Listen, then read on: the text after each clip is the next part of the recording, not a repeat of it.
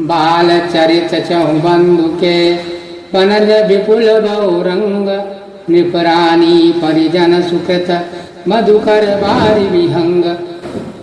चारों भाइयों के जो बाल चरित हैं वे ही इस मानस रूपी सरोवर में खिले हुए रंग बिरंगे बहुत से कमल हैं।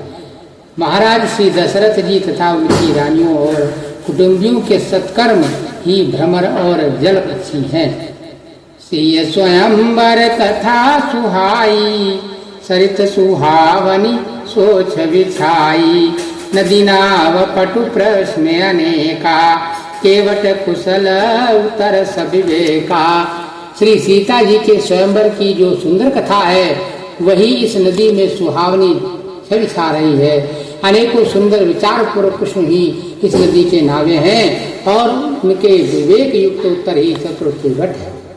सुनी अनुकथन परस पर होई पथिक समाज सोह सरि सोई घोर धार भ्रगुनाथ रिसानी घाट सुबद्ध राम बरबानी। इस कथा को सुनकर पीछे जो आपस में चर्चा होती है वही इस नदी के सहारे सहारे चलने वाले यात्रियों का समान शोभा पा रहा है। परशुराम जी का क्रोध इस नदी की भयानक धारा है और श्री रामचंद्र जी के श्रेष्ठ वचन ही सुंदर बंधे हुए घाट है।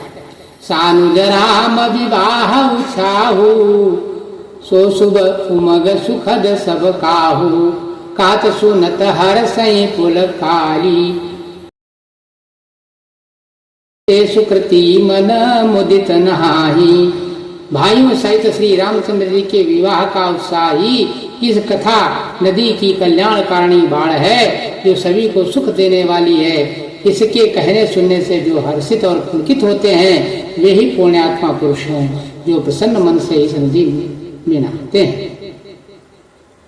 राम तिलक हित मंगल साजा परब जोग जन जुड़े समाजा काई कुमति के कई केरी परिजा सुफल विपति घनेरी।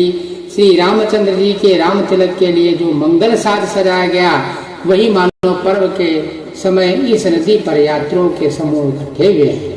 कैकेयी की कुबुद्धि ही इस नदी में खाई है जिसके फलस्वरूप बड़ी भारी विपत्ति आ पड़ी।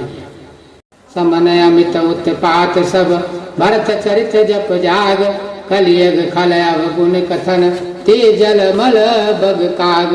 संपूर्ण अनगिनत उत्पादों को शांत करने वाला संपूर्ण अनगिनत उत्पातों को शांत करने वाला भरत जी का चरित्र नदी तट पर किया जाने वाला जप यज्ञ है। कलयुग के पापों और दुष्टों के अवगुणों के जो वर्णन है वे ही इस नदी के जल का कीचड़ और बगुले खोवे। वो सीताराम भगवान की जय।